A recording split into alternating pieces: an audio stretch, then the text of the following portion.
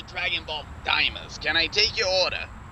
Yeah, hi. Can I get a transformation of some kind after a great emotional roller coaster of a friend being defeated? Oh, I'm sorry. I think you have us confused with Dragon Ball Z. Dragon Ball Z is actually down the street. They're a sister company. We do not have emotional transformations here.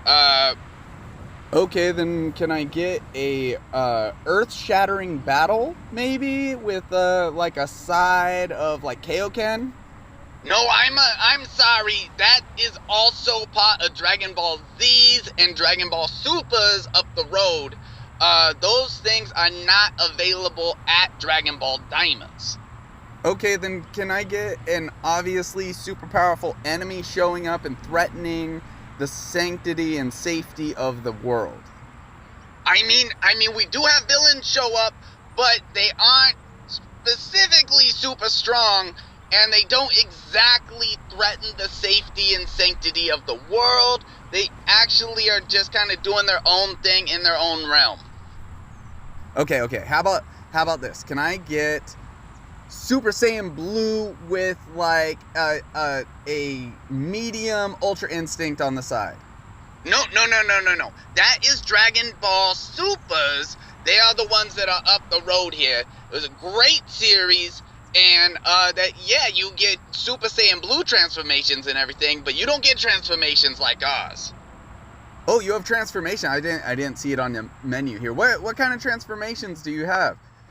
Oh, well, we get Goku and Vegeta and all their friends transforming into, wait for it, kids. They transform into kids? Yeah, they transform into kids. It's a crazy thing that happens where some villains show up and use the Dragon Balls, us Dragon Balls, to transform all of them into kids. It's crazy. Kind of like Dragon Ball GT? No, not like Dragon Ball GT. This is completely different. Damn, I would have really gone for Super Saiyan 4 at this point. Alright, so your menu only shows one item on it. It says thick air. Can you tell me about that? Yeah, absolutely. So, what happens is Goku travels to the demon realm, the third demon world, and they have this thick air that makes it hard to fly around, and it makes it hard to fight in, so it causes Goku to go slow.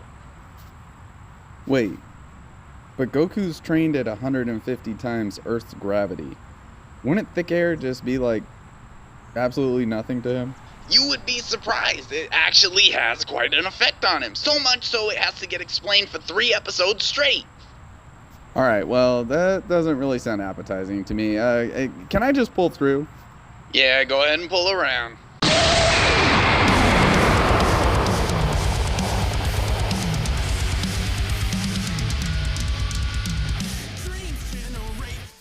What's up, guys? Welcome to episode 6 of Rock the Dragon, a Dragon Ball Daima podcast. Of course, I'm your host, Tim Bridgewater. Can't believe we're 6 episodes into this thing, and the show still sucks. We're just going to sit here patiently waiting for it to improve.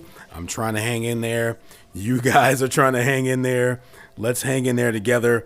Let's at least hang in there to episode 10 together as fans of Dragon Ball.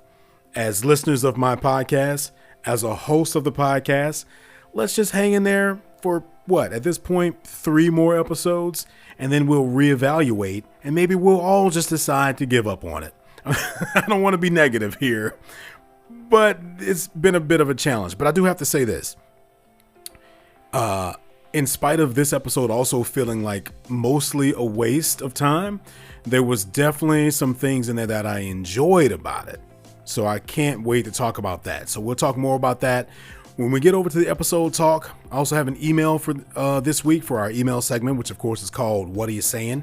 So if you have anything you'd like to say, send me an email at rockthedragonpodcast@gmail.com. I'd also like to give a major shout out here to Ricky.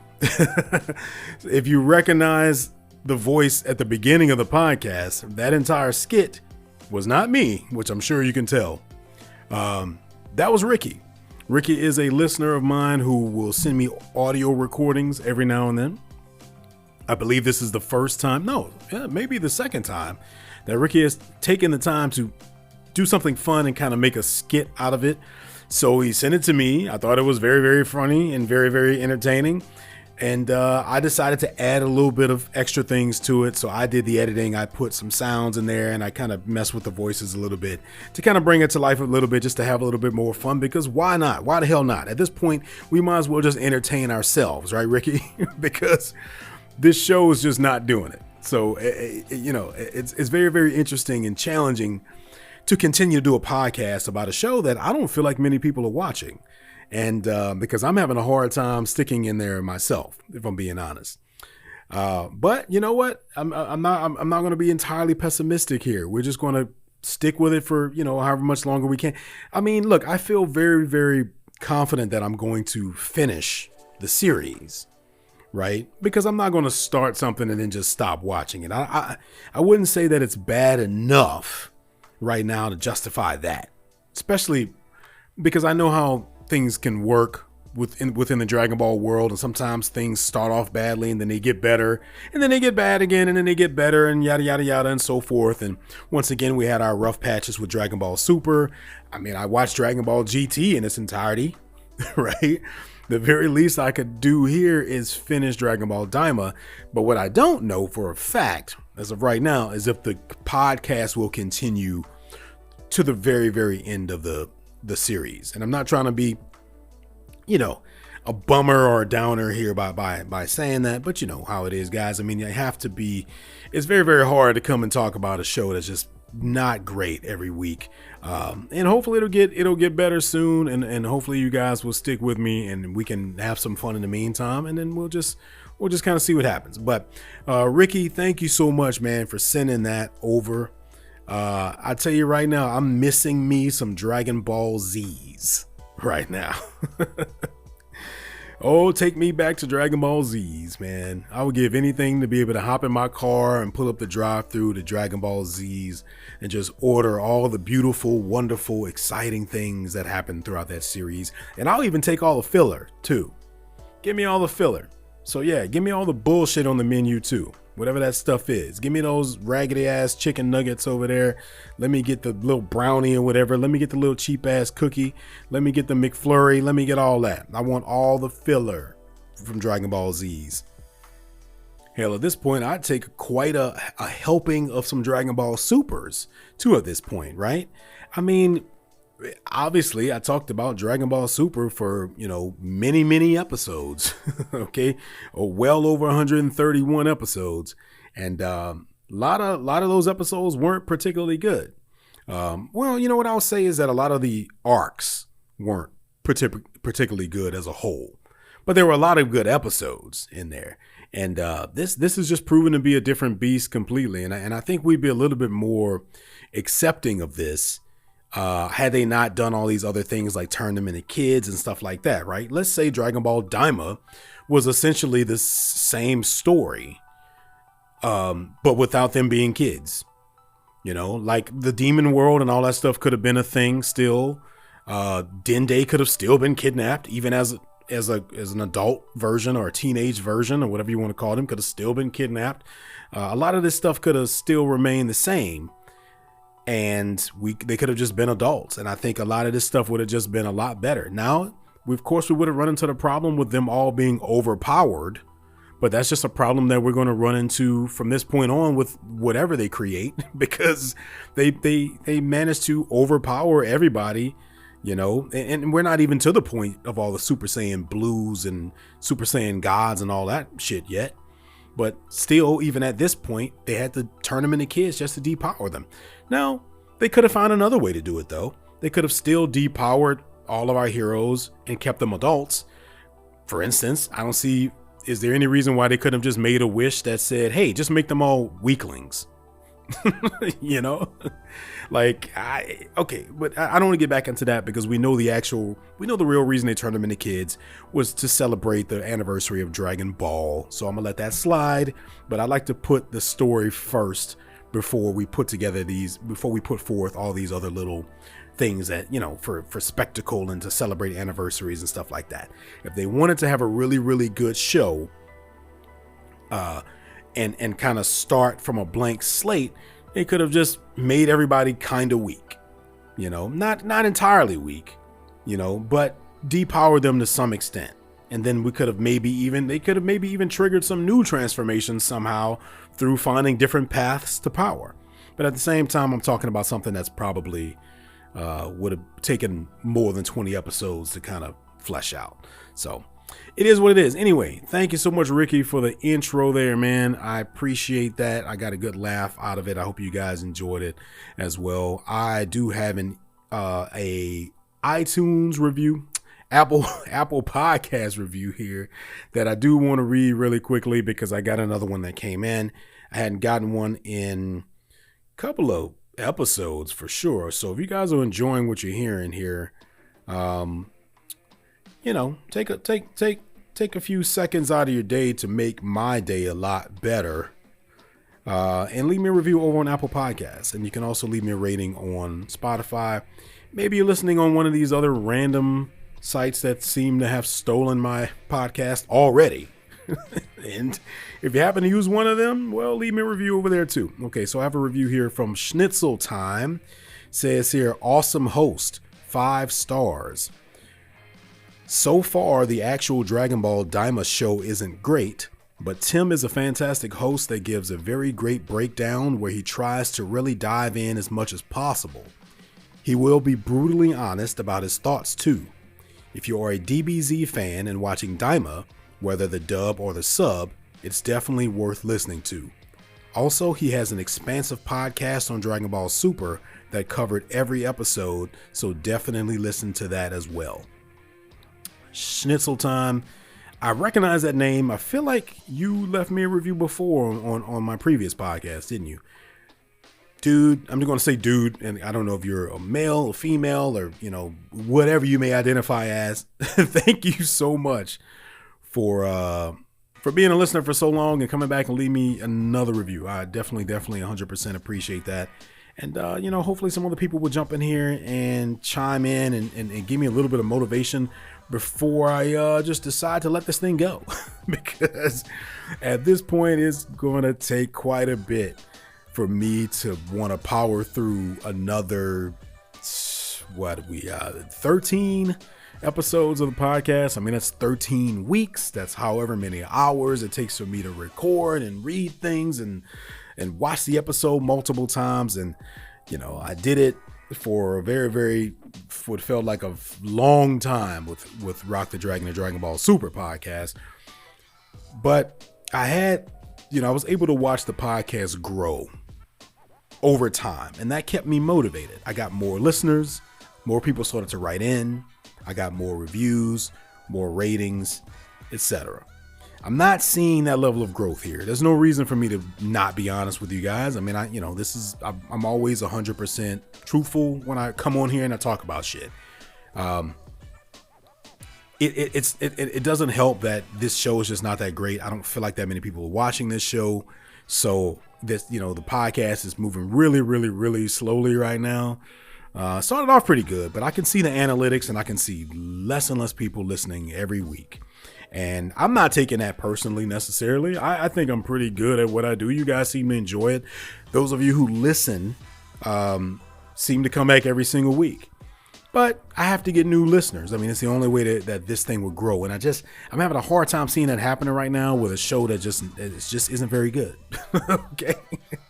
So, I don't mean to be a downer here or anything. I'm just keeping it real and I'm keeping it 100. And I'm just giving you guys a heads up that, we may be closing this thing out fairly soon if I don't start to see some sort of a, change in the numbers or something here, because it takes a lot to do this every week. And I still have a day job, and I mean, to put it in perspective, it's 11:36 p.m. right now at night, and I should be asleep because I've had a very long day of work. And if you notice, the podcast is coming up a couple of days later than I normally put it up, because that's how busy I've been. So if I'm going to sit down and make time for this every week, man, I at least need it to be a good episode to watch. Okay. And it'd be nice if I also saw some growth in the podcast, but there's only so much you can do. Anyway, enough about that. Schnitzel Tom, thank you so much for the review. Once again, did I mention this? I do have an email again that we're going to swing back around to at the end of the podcast for our email segment. What are you saying? Andrew actually wants to know what my top 3 Dragon Ball Z movies are. And he gave me his top 3 as well. So we'll swing back around and we'll talk about that at the end. But for now, enough of all this other nonsense. Let's talk about this somewhat decent episode of Dragon Ball Daima. So of course, this episode of Rock the Dragon, a Dragon Ball Daima podcast is going to cover episode 6 of Dragon Ball Daima, titled Lightning. Now, for the first time in a couple of episodes, so episode 5 was called Pansy, so it was clear that that episode was named after the new character Pansy that we met. But then the previous 2 or 3 before that, I mentioned several times that it wasn't really clear exactly what the title was referring to, because there was an episode called Chatty. It just wasn't clear what that was referring to in the episode.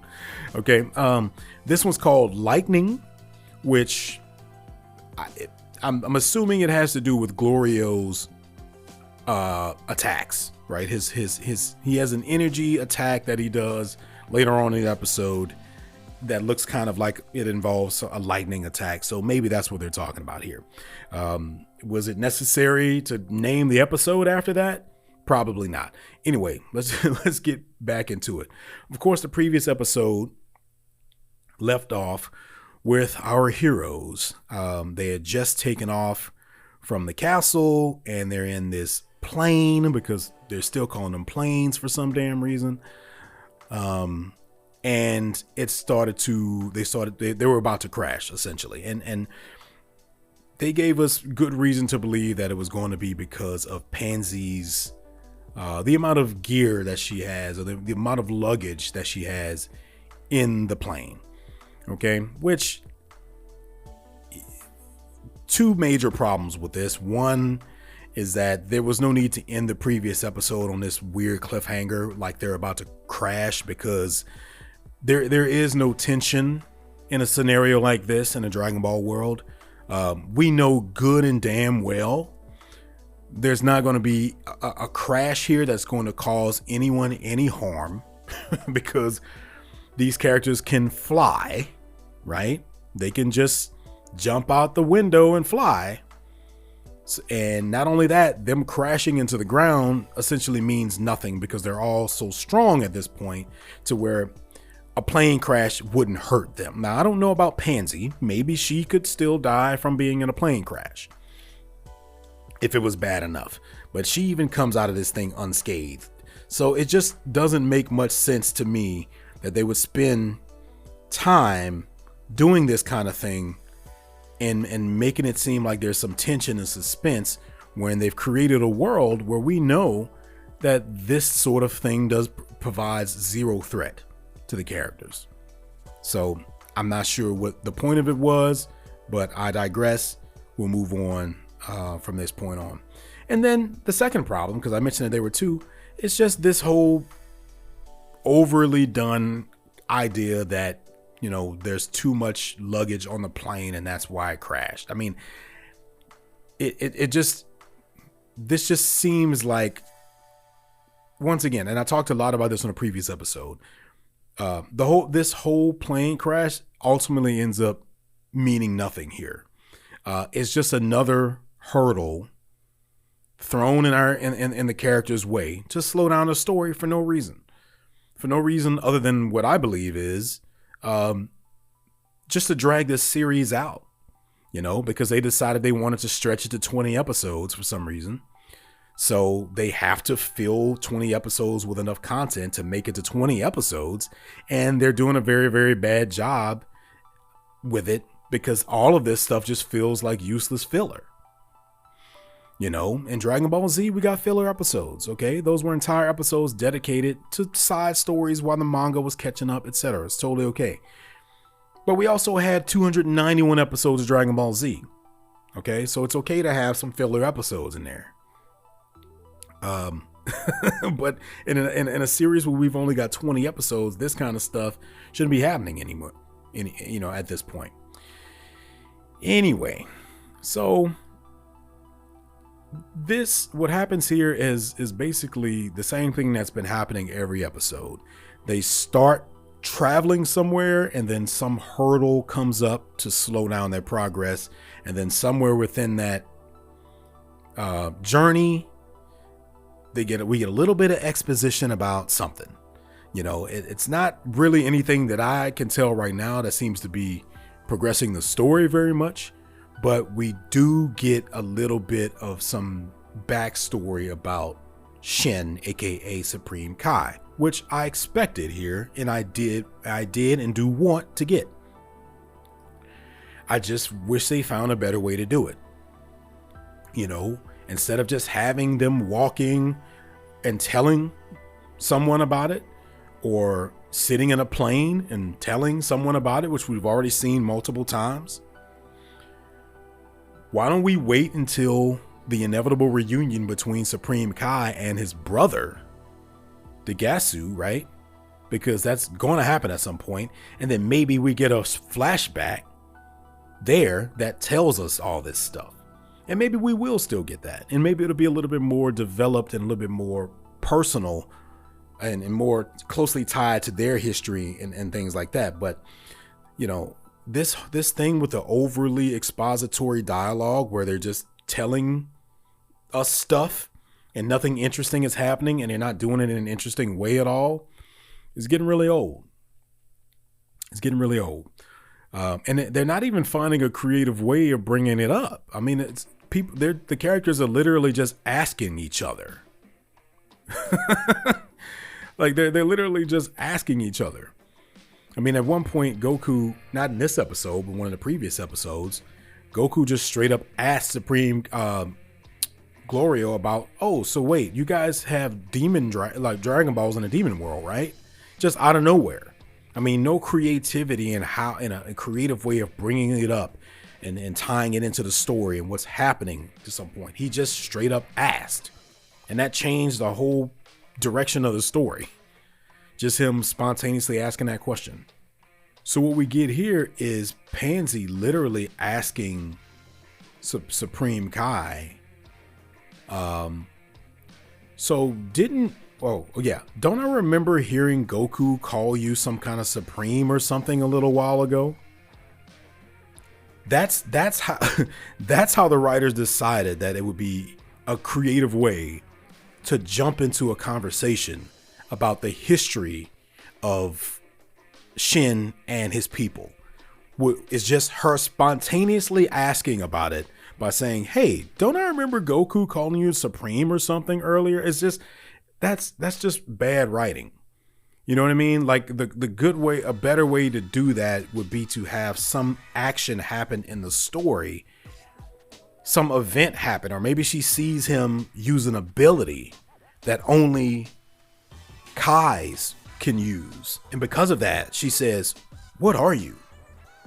Are you a Supreme Kai or something like it? But instead, it's just like, oh yeah, didn't Goku call you a Supreme something earlier? Like, didn't Goku call you a Taco Supreme earlier? Like, since we're talking about what did Goku call Glorio this episode? Didn't he call him something like a Gordito or something like that? Like, I mean, but you see what I'm saying is that there's no creativity being put into the way these moments are coming about. Characters are just asking a question. And it's just bad. Okay. So obviously he gives a little bit of an explanation. He mentions that he's a god, more or less. I find it interesting that she has no idea what a Supreme Kai is. I mean, I guess it's not that crazy of a concept. I mean, regular mortals wouldn't know anything about that. Like, so, the regular people of Earth don't know about it. Hell, even Goku and them didn't know about it until he showed up. I mean, they knew there were Kais, but they didn't know there was a Supreme Kai. So But it just, just seems a little bit weird. Now, just to kind of further, obviously, reiterate the fact that they have turned Goku back into a kid. He's doing all this really kiddie stuff, like talking about he has to take a poop and stuff. And the truth is that I do find that to be a little bit humorous, right? If I just detach myself from this idea that Goku's actually a grown man at this point, okay? But we all know Goku is still very childlike anyway, but I don't think this is something that he would have said as a grown man. He would have mentioned the fact that he has to take a poop, but he's a kid now. And I think we're just supposed to suspend our disbelief here and say that, okay, because they turned them back into kids, they're going to act like kids and think like kids, even though he's still technically a grown man with the same brain and abilities somewhat that he had before he was turned into a kid. But we're just supposed to accept the fact that they're kids and that they're going to act like kids. Now, it'd be interesting to see if they continue this idea when we start spending more time with Vegeta and Piccolo. I have a feeling that they're not going to do that with them, though.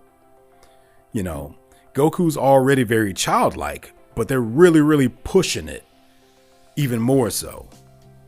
But will they do the same thing with Vegeta and Piccolo? I don't think so. But that'll be interesting to see.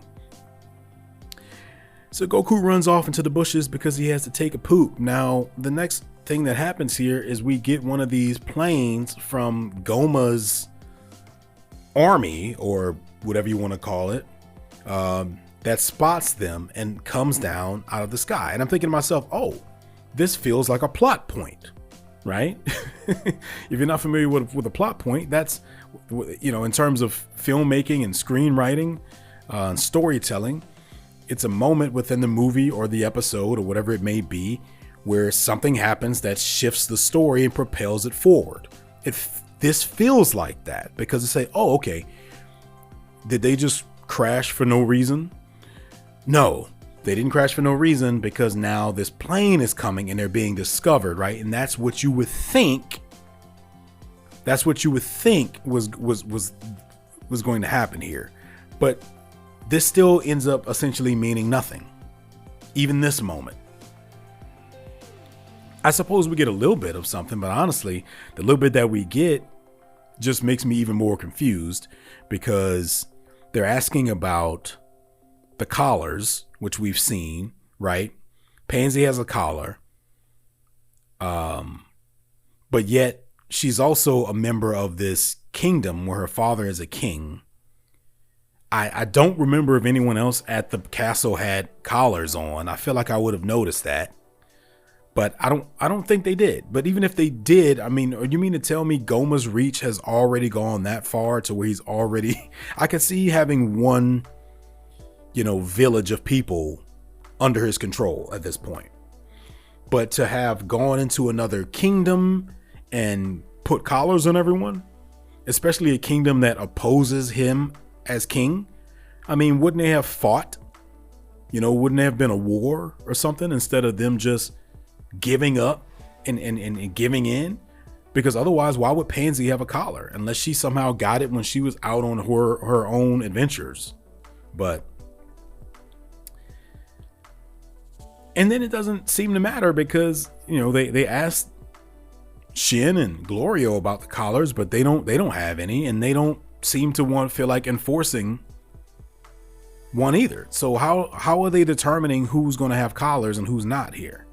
Because they don't have collars. They ask about it. They don't have any, but it doesn't seem to matter. But what we do find out is that they're looking for Goku. Okay. And very interesting that they choose to describe Goku as just a kid with pointy hair and a red stick, instead of mentioning the fact that, I don't know, he doesn't have ears like anyone else in this entire world. I mean, why not ask him about the ears, right? You guys see a kid with pointy hair, a red stick, and, rounded ears? And they leave that part out. Leave it out. Anyway, once again, that didn't really solve anything. That didn't tell us anything. We could have assumed that they were looking for Goku based on what we've already seen. So we didn't learn anything from that. And then Pansy fixes the plane and then it's just back in the air again. Well, then what was the point? What was the point of any of that if she was just going to fix the plane and they were going to be back in the sky again? Guys, I don't know if I've ever, I don't know if it's been a long time since I felt this level of frustration with something, with something that I love, and certainly in the Dragon Ball world. I mean, my goodness, Dragon Ball Super was not perfect by any means, but it wasn't this level of bad writing happening there. You know, they may have had may have had episodes that overall weren't great, but there were always moments in there and things in there that still made sense. They might have made decisions that we weren't happy about, you know, like them making Gohan this weak ass punk when Frieza showed up. We didn't like that specifically, but the rest of it kind of made sense. It makes sense that Frieza could have been resurrected, you know. Was I a big fan of the fact that he came back and he was able to turn golden and just from like damn near zero training? Hell no, I hated that, right? But what we're getting here is just, I feel like it's just not even any real effort being put into this. So once again, as I mentioned earlier, there's a lot of moments where they're walking and we're getting exposition. Or they're sitting and we're getting exposition. Or they're riding in a plane and we're getting exposition. So guess what we get? Once they fix the plane, they get back into the sky. Say it with me now, everyone. What do we get? Exposition. Again. Yes. And guess how it comes about?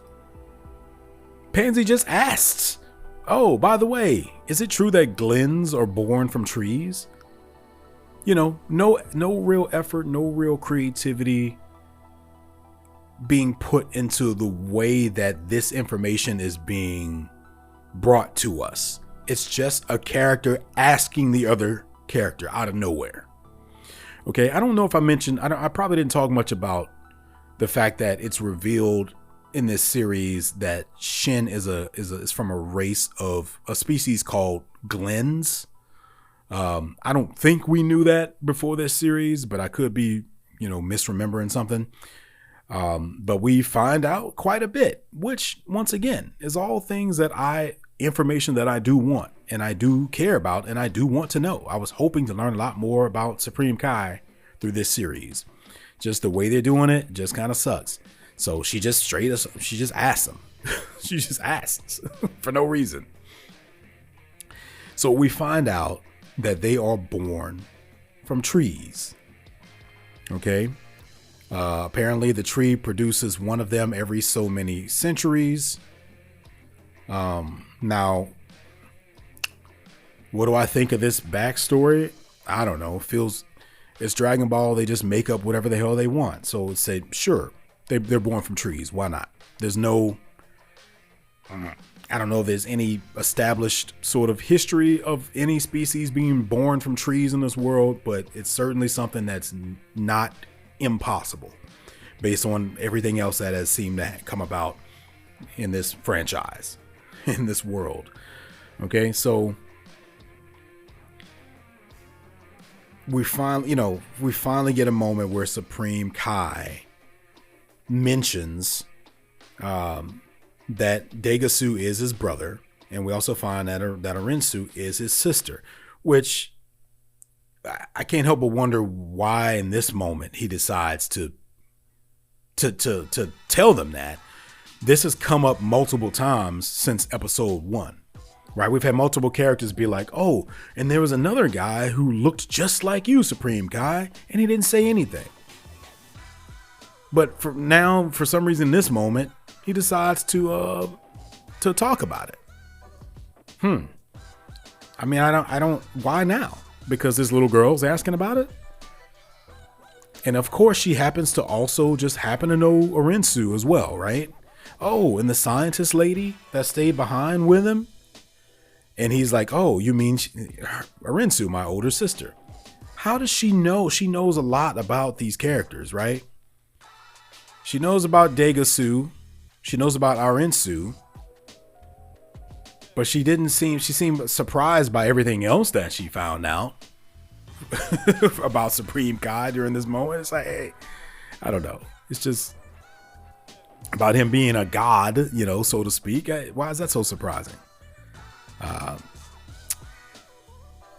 Yeah, I don't know, man. I'm struggling here, guys. I'm struggling. I need you guys' help. Let me know if I'm just missing. Am I just crazy? Am I just losing my mind? Is it possible that I've just gotten to the point where I'm so picky about a thing that I just can't sit back and shut the hell up and enjoy it? And because maybe this show is supposed to be for kids now. Maybe I'm not the targeted demographic for this, you know, and maybe, you know, maybe that's the problem. Maybe my expectations are too high. Maybe I'm putting too much of a, you know, a sort of technical screenwriting, filmmaking, you know, show running perspective on this, and I should just be enjoying what it is. But I don't think that's the case, because there are plenty of shows that will just allow you to enjoy a thing, and it doesn't have to. Not everything has to be super deep or be super well written, and you can still find some things to enjoy about it and like. But I just feel like they're just not even trying here. Anyway, we do get another sort of revelation here, if you want to call it that, from Supreme Kai about Glens as a species, right? And that is the fact that they don't have. I'm sorry. I'm looking for the actual quote because I don't want to misspeak on that. Okay, so Supreme Kai says, Rinsu's my older sister, or my older sibling. See, we don't have genders the way you think of them, so strictly speaking, we are neither men nor women. Okay, totally fine, right? Totally fine with that as a concept. There's nothing crazy about that. We know that Namekians, while they all appear to be men, they are what's the word I'm looking for here? When you have both, I guess you have both female and male parts, so you can reproduce asexually, right? You can reproduce asexually, so they don't necessarily need to have mates and things like that. So that, you know, there's this kind of idea that's more or less been thrown around Dragon Ball world before. Totally fine. My only question is that if there's no distinction between men and women in their species, why does Arinsu have titties, okay, B, longer hair than her or than Shin and any of the other people of this species that we've seen? She's very much designed to look like what a woman is traditionally thought of to look like. So why design the character to look like that just for us to find out, oh, well, we're not men or women? Okay, well then tell that to her titties. Okay, and tell that to her lipstick and her eyeshadow and all of and her nail polish and all these things that make her look like a woman. I mean, I could be nitpicking here, but it's just another thing on top of all the things that just don't really add up and make any sense. I'm not even sure why, from a writing perspective, they felt it necessary to even have that be a thing. Oh, you know what? We don't have men or women. It's just, we're just neither or both. Okay. Well, then make everyone look the same. Why make the distinction where she's designed to look like a woman? Anyway, so we get some more, bullshit attempts at humor in the sky. And then, of course, they have to stop and camp at some point, right? Because like I mentioned in the previous episodes, it's like the writers decided, hey, there's this bullet point checklist of things that happen in adventure movies and shows, right? That we have to go through and check them off. And they've already checked off a lot of them, but they hadn't checked off camping out yet. So this is the camping checkpoint, the camping bullet point, where they sit around the campfire and eat food and, you know, probably do even more exposition. Honestly, it would have worked a lot better here than in the other places, because this is a time where the journey takes a temporary stop, right? Because not only do the characters need to rest at some point, but then you can also use that opportunity to give us a little bit more of that backstory, to give us a little bit more of that character development, to give us a little bit more of you know, of that exposition. And I guess we do get a little bit of that here, because once again, Glorio's intentions are kind of being called into question here. You know, Pansy mentions something about that he's supposed to be from, I think, the first demon world, but he looks like he's from the third demon world. And he's saying that he got a job with someone in a high place, and so he gets to live in the first demon world. So all of these little comments are supposed to make us a little bit more suspicious of Glorio, right? Because they've been throwing in these little things like this since he first showed up. But it doesn't take them long to actually like reveal exactly what that is.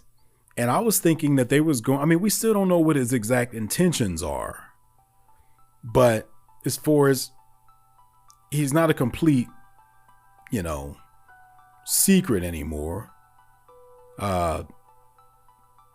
because we find out that he's working with Arinsu, okay, which I wish was some type of a major revelation here that meant something, but it means absolutely nothing because we haven't seen that character since like episode 1.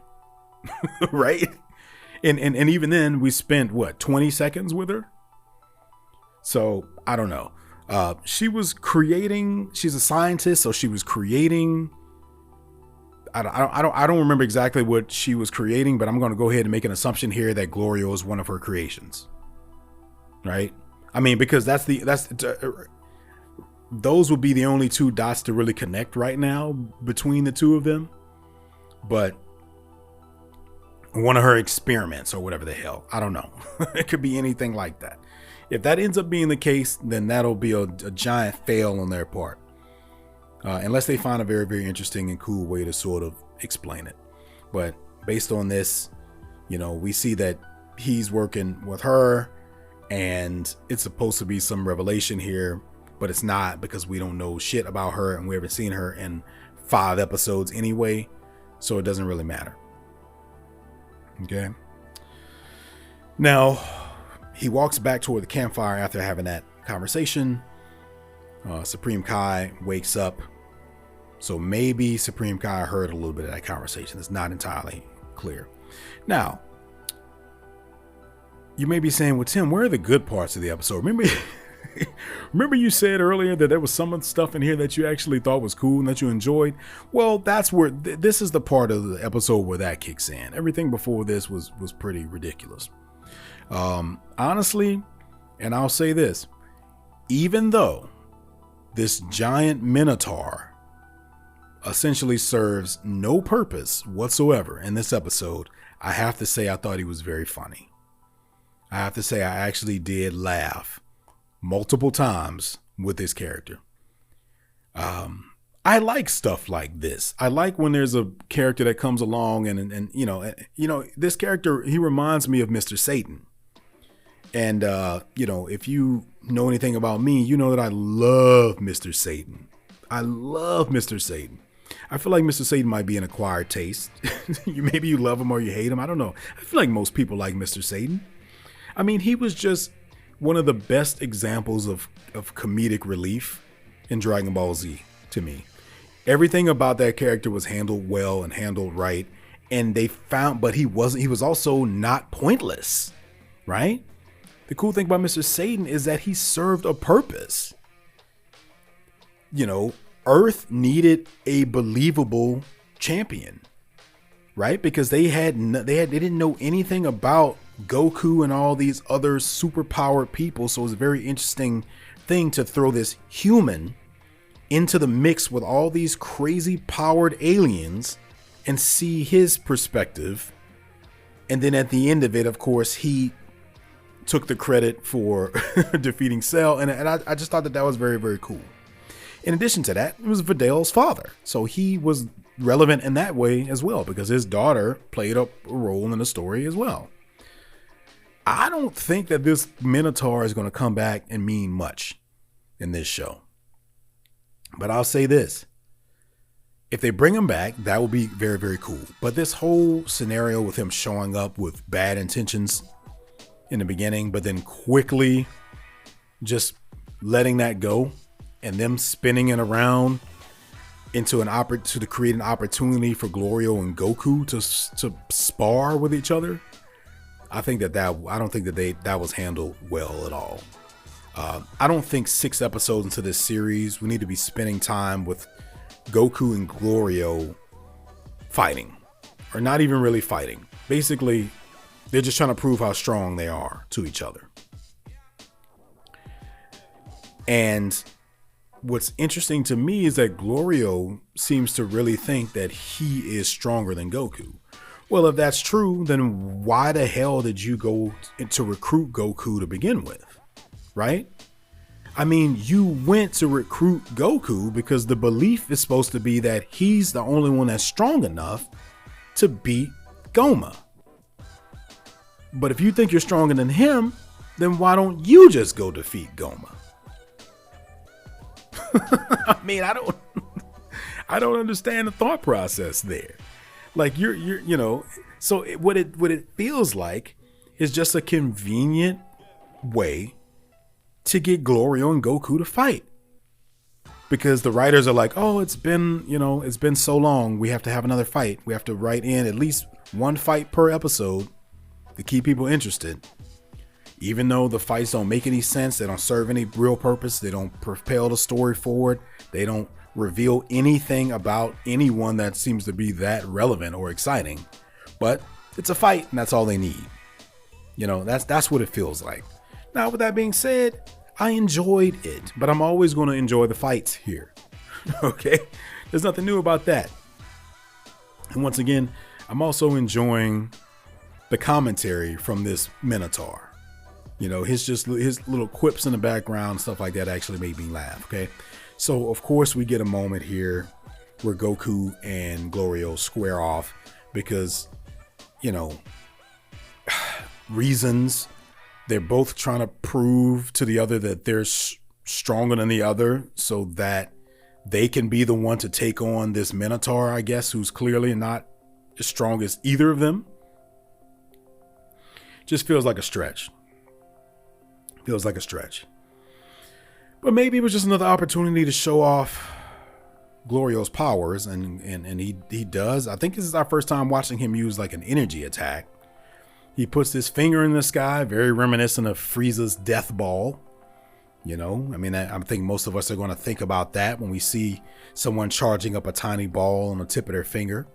But it's not a death ball. It is some energy-based, lightning-esque attack. So I'll assume that the episode is called Lightning based on this attack.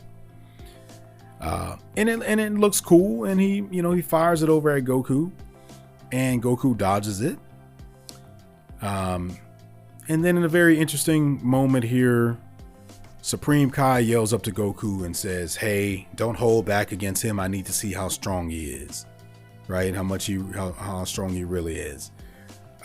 Why? I don't know. It always feels really, really convenient whenever they do stuff like this in Dragon Ball. Like, show me your true power. Why are you holding back? It's just like, well, I don't, because it doesn't, they're holding back because they need to stretch the episode out. That's basically the real reason why they're doing it.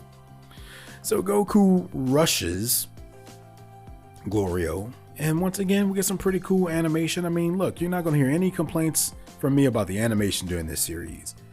If there's one thing that's been consistently awesome, it's been that. Okay, Goku basically rushes him, hits him with the power pole. once and then hits him again, knocks him into a mountain. Right?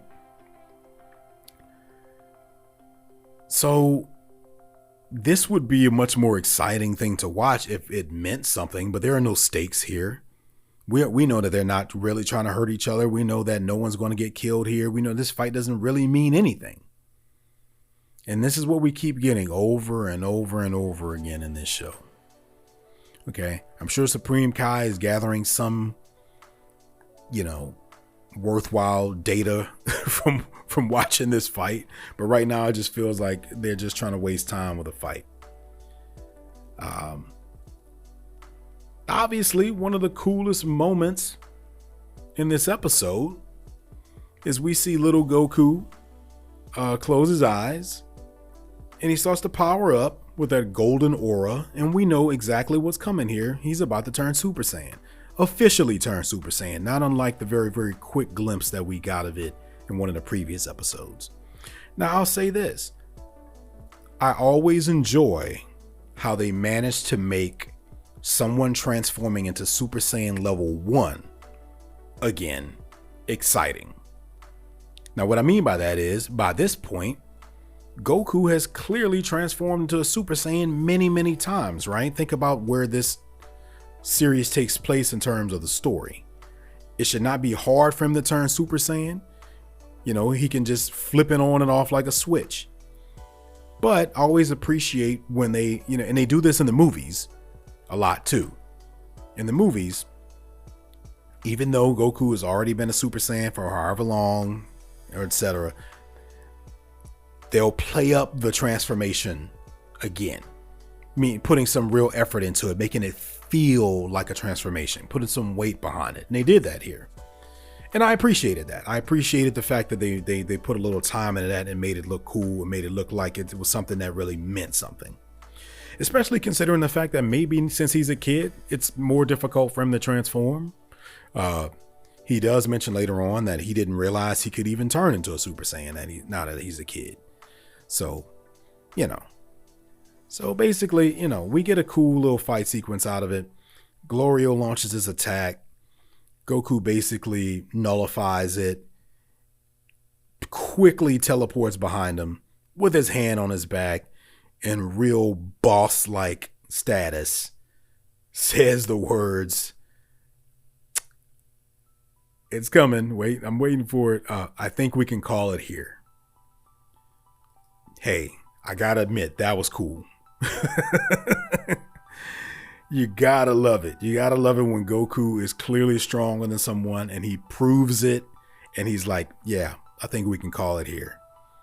Now, as cool as that was to watch, I don't know what we're supposed to gather from that as an audience, right? Because we all know how strong Goku is. Of course, yeah. We don't know what this version of Goku's strength abilities are, what his limits are. But I think it was pretty safe to assume that he's stronger than Glorio, at least at this point in the story. I wouldn't be surprised if Glorio has a transformation or some bullshit like that. A second form, a third form, but we even get him explaining a Super Saiyan. That was a Super Saiyan, and it's like, okay, well, we know that. So Glorio is impressed, and we get a quick scene once again, which I thought was very, very funny, of this Minotaur trying to tiptoe away in the background. Okay, I thought it was funny. Once again, he's basically Mr. Satan, but of the demon world, and who knows? Maybe that was the actual intention here. But unless this Minotaur comes back in a later episode, I really don't see what the point of this was. Because he showed up to quote unquote eat them, and then he just runs away like a coward. So I don't know. I don't even think we get his name or anything. So maybe they'll just call him Minotaur. But it felt kind of pointless. Anyway, Goku needs to poop again. And yeah. Then finally, for goodness sakes, we go back to Earth. Okay, this is another reason why I think I enjoyed this episode, is because we go back to Earth for the first time in like 5 episodes or something, we go back to Earth. Thank goodness. Okay. Now, is it good to see Piccolo? Of course. Is it good to see Kibito? Of course. Is it great to see Bulma? Certainly. Is it awesome to see Kid Vegeta lifting weights? Absolutely. Because he's still training even as a kid. And he's thinking, well, I'm not as strong as I normally would be, but I'm going to do what I can with what I got. So this should be great, right? No, because even this scene really doesn't mean anything. Because Bulma fixes the ship. They all get into the ship. And then the ship fucking crashes. Well, what the hell was the point?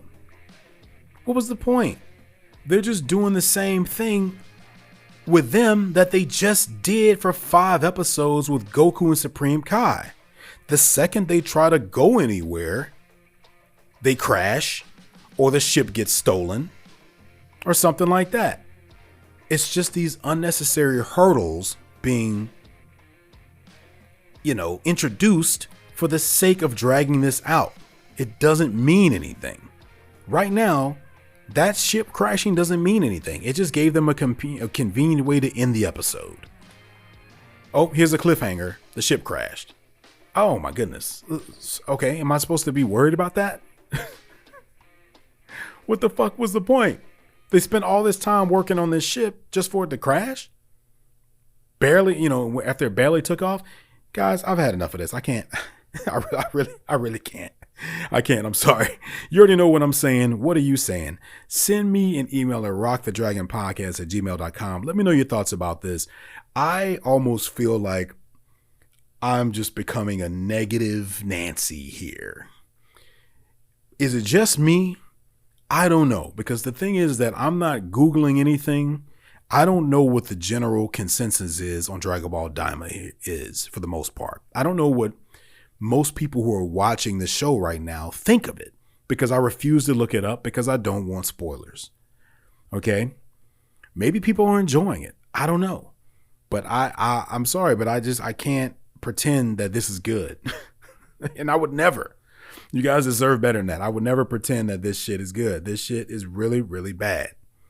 Okay. Story wise.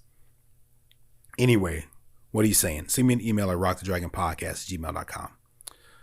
You know what I realize I've been missing for the past few episodes is I haven't been talking about the little post-credit things, mostly because they're so short and they don't seem to really mean anything. They don't tell you any fucking thing. And this one just basically says, oh, we just go right back to the demon world with the same characters we've been spending time with for the past 5 episodes, walking through the desert, basically doing nothing. So where's the tease at? They don't even know how to tease this show properly. Anyway, speaking of what are you saying, we're going to jump over to that segment now and talk about something a little bit better, a lot more exciting. Okay, we're going to talk about Dragon Ball Z in this email. Okay, so once again, I have an email here from Andrew G, one of my longtime listeners. Andrew, thank you so much for writing in. Says here, episode 6. Hola, Tim. Not sure if you've recorded yet. Didn't have much to say on this episode. At least they flashed over to Earth and those characters. Thought I would ask you a question to mix it up. What are your top 3 favorite DBZ films? Mine are number 1, Dragon Ball Super Broly. Number 2, Bardock. Number 3, Tree of Might. Absolutely love Dragon Ball Super Broly. Could watch that every day. Anyway, that's all I had. Thanks, Andrew G. Andrew, thank you so much for giving me something, fond to talk about, that I'm fond of to talk about this episode. Hopefully some of the listeners will appreciate this segment as well, because most of us love Dragon Ball Z, and I feel like most of us have very, very fond memories of the Dragon Ball Z movies. I actually had to go back and look up the list of the Dragon Ball Z movies because I couldn't remember them all, and I couldn't remember how many of them I've seen, and even a lot of them that I've seen, I don't remember exactly what happens in them because the movies are not something that I've seen many, many times, largely speaking. I do own several of them. I don't have them all though, and I'm not even 100% sure that I've seen them all. Certainly I've seen most of them. Anyway, let's just talk about your list here for a second. Your number 1 is Dragon Ball Super Broly. Okay, not a bad choice. Obviously, Dragon Ball Super Broly came out a few years back.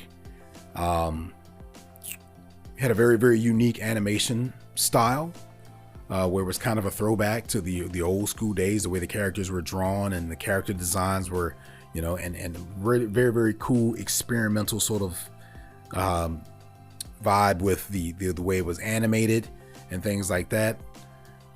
Made Super Saiyan made Gogeta in general canon, so that's a big deal. And then also, we got the debut of a Super Saiyan Blue Gogeta in that movie, and also made Broly canon. So I can see why that would be one of your favorites. There's a lot of stuff that happens there. I personally was not a big fan of them retconning the origin of Planet Vegeta the way they did in that movie. Sorry, not the origin of Planet Vegeta, but the origin of Goku's, Goku coming to Earth and his connection to Broly and Bardock, and the way that happened, because it essentially made Bardock the father of Goku. That TV series essentially made that, not canon anymore, because they retold the story in that movie and they changed a lot of stuff there.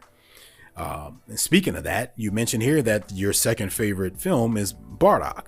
Now, I don't want to get all nerdy here, but for the sake of clarification here, some of these movies aren't movies. Some of them are actually TV series, right? And I believe that Bardock, the father of Goku, was a TV series. Like, it just aired, on TV, like a regular episode of Dragon Ball Z, but it was a TV special. But I also think of it as a film. So when we talk about all this stuff, we're just going to consider that and the history of Trunks as a film. Okay? Because I don't want to get all super specific about it being a TV special versus a film. It's a one-off thing, okay, that had a beginning, middle, and end. So for all intents and purposes, we'll just refer to it as a film. Now, that happens to be your second favorite. Well, I'm curious to see how you feel about the changes that Dragon Ball Super Broly made from that movie. Because I personally didn't like that aspect of it, because I don't like when they retcon things. I was good with the way that happened, and I felt the exact same way whenever they decided to retcon things in Dragon Ball Super and say that, Beerus was the one who told Frieza to destroy the planet Vegeta. I mean, we didn't need that. We didn't need them to create this character out of nowhere and then insert him into the canon that was already established, 25 years ago, and say, oh no, he was the one who actually did it. It's like, well, what the hell? And I feel like they might have even retconned that in Dragon Ball Super Broly. I forget. I mean, they've changed things so many times, and whatever. Okay. And then your number 3 here is Tree of Might. Tree of Might, which we talked about very, very notoriously on an episode of Rock the Dragon and Dragon Ball Super podcast, where we talked about Turles and, the confusions on the dubs. And in some dubs, Turles was thought to be Goku's brother, and in some he wasn't. It was a very, very notorious episode of the previous podcast that I recall, just because there was a lot of, debate surrounding that whole topic. If you have not listened to that one, I don't know which episode it is off my top of my head right now, but if you read the show notes, I think it'll tell you, and you can go back and listen so you have a reference for what I'm talking about there. But yes, another very, very, very enjoyable movie. Okay, so this was a tough one for me, and I'm glad I went into the whole thing about Bardock and history of Trunks, because those would be in my top 2. I think I've talked about this on previous episodes of the podcast, or the previous podcast. I love the history of Trunks, and I think technically, once again, that was a TV special, but whatever. I think about it as a movie, because it didn't come on TV here the way it did in Japan. Like, it was basically released here like a movie. Okay, I remember buying the VHS. I love the history of Trunks. That is probably my favorite Dragon Ball Z related thing that is not a part of the actual anime of the main. It's canon, but you know what I mean. It's not a part of Dragon Ball Z as the anime. It's a separate sort of thing. I absolutely love that, which is interesting to me that my favorite sort of outlier thing like that happens to be a thing that doesn't have Goku in it at all. You know? So, I mean, other than, you know, the brief cameos at the very beginning where we see, you know, him die of the heart virus and stuff like that. But you know what I mean? It's about Trunks. It's about that dark future. It's about him and the androids and Bulma and him turning Super Saiyan and Gohan, you know, and that's my favorite thing. So even though that's technically not a film, I consider it one. So it would be in my top three. Like I said, another one would be Bardock, the father of Goku. You know, another one that's just an outlier that is not about the main characters of Dragon Ball Z at all. And I think when we get out of those characters, that gives us a little bit more room to explore and do more creative things. And I think that's why they end up being a little bit better, in my opinion. Because what happens with most of the Dragon Ball Z movies is that Goku ends up saving the day. Okay. Let's just back it up. Some villain shows up to Earth 9 times out of 10. Okay, I think in 1 or 2 of those movies they went somewhere else, but most of the time it's just some showing up to Earth. They're trying to kill Goku. Goku gets taken out of commission for a minute, maybe. Piccolo shows up at the last second to help out, or Vegeta shows up at the last second to help out. Then they get beat down. Goku summons a spirit bomb or transforms into Super Saiyan or fuses with Vegeta, and then they blow the smithereens out of the villain. Like, that's what happens in most of the movies. Okay, so it's those. I enjoy them for what they are, but it's not like they're doing anything that creative. Those movies are essentially just longer episodes of Dragon Ball Z because they don't really do anything that creative. Okay, but with that being said, if I had to pick a third favorite film, it would be Cooler's Revenge. I love Cooler's Revenge. I thought it was very, very creative and interesting how they decided to give Frieza a brother. It wasn't just some random ass another villain showing up out of nowhere. They tied it in. Said, okay, it stands to reason that Frieza might have someone out there who cared about him, who might be pissed off that he got, you know, destroyed. So they decided to give him a non-canon brother called Cooler. Okay, so Cooler showed up to Earth. And for a large part of the movie, you know, Goku thought it was Frieza because they looked so much alike, which I thought was cool. It's revealed that Cooler has an additional transformation that even Frieza didn't have. And that transformation, that form that he has, the one where he has the big alien head and he looks like Shredder, he has the thing over his face or whatever. One of my favorite character designs for a villain in the entire series. And I just really liked how it all played out. I mean, he had a reason for being there. He was coming for revenge. I love what was happening throughout most of the movie where, you know, a lot of these movies start off the same way where things are really, really peaceful. You know, they're shopping or they're having a party. Something gets interrupted. But if I'm remembering correctly, this one was just Goku and Gohan going on like a picnic or a camping trip or something together. And this is when Gohan was really, really small. So, well, I guess he wasn't really, really small at this point. Yeah, sorry, I'm thinking about something else. Yeah, because this would have been after Frieza. So he would have been like little kid Gohan still. But Goku gets taken out of commission. Right, because I think Frieza has some henchmen that shows up with him, and they kind of sneak him and they knock him out, and he has to kind of hide out in this cave while Gohan and I think maybe Krillin try to fight off, and Piccolo try to fight off some of Cooler's villains. And if I'm remembering correctly, Piccolo has one of the coolest Piccolo moments ever happens in that movie. Okay, now I'm not going to fact check this because I'm just thinking of it, so I could be wrong. But I believe it was in Cooler's Revenge where there's a character that grabs Piccolo or shoots him with some kind of blast, right?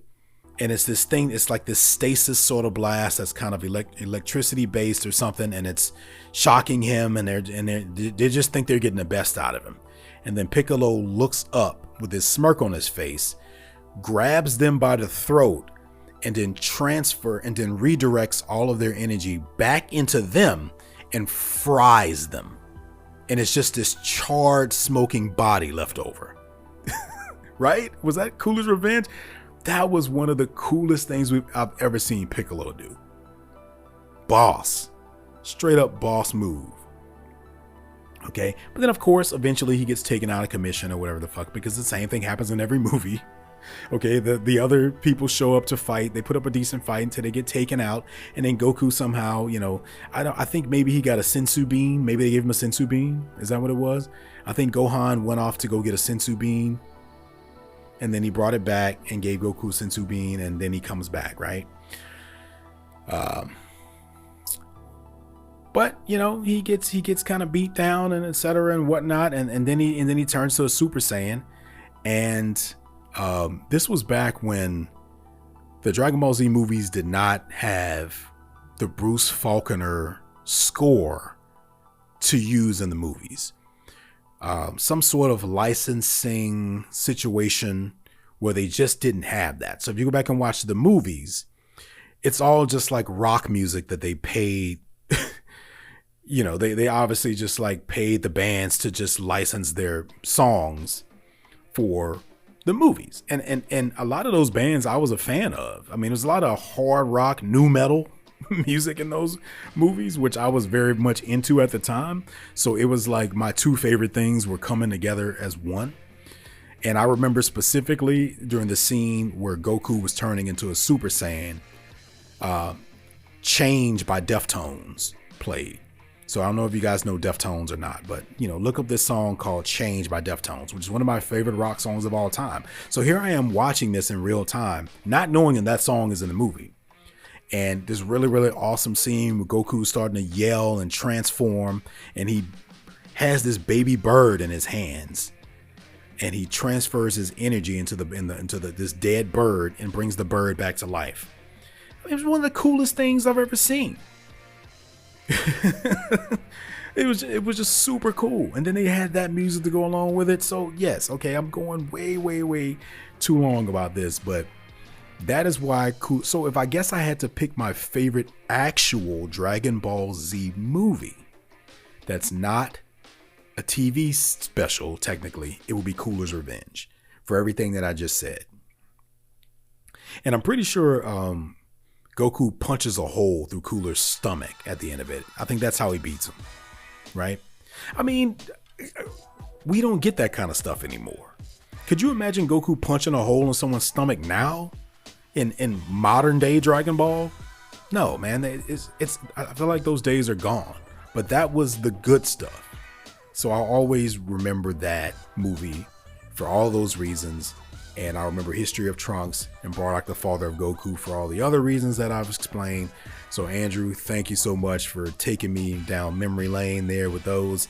With that being said, I think it's time for me to go rewatch all three of those. Okay, probably won't do it tonight because it's 12:30 a.m.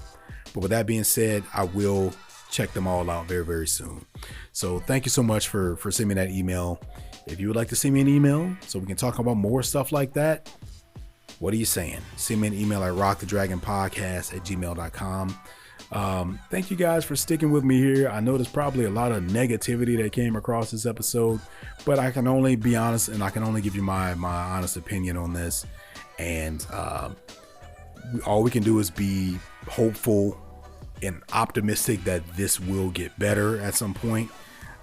We will be reevaluating around episode 10 to see where we stand with this, and I'll be deciding on whether or not I want to continue the podcast beyond that point. That'll depend on your feedback. That'll depend on the state of the show itself, whether or not it's gotten better, and it'll depend on the numbers to see if I have more listeners, than I do right now. So, but I'm so grateful for everyone who continues to listen. So don't think I'm not grateful for you guys. I definitely am. But for me to continue to carve out time every week to do this, with as busy as I am, I just need more incentive to do so. So with that being said, I'll be back fairly soon with the next episode of the podcast because, I'm a little bit late with this one. So this week. So anyway, okay. So until then, the next episode of Rock the Dragon, a Dragon Ball Daimas podcast. My name is Tim Bridgewater. I thank you guys. I'll see you next time, and keep on rocking the dragon.